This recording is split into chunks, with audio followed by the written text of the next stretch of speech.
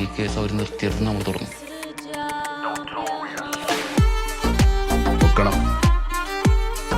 ഏത് പടക്ക് പറയുന്നതാണ്?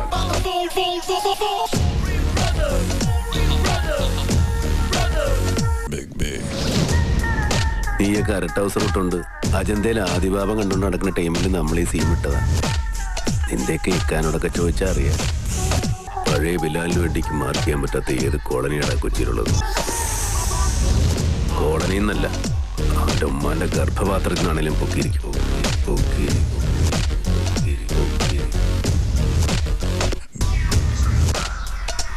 ഇപ്പോഴത്തെ പിള്ളേർ കൊള്ളാം. എന്താ കളി കളി കളി കളി.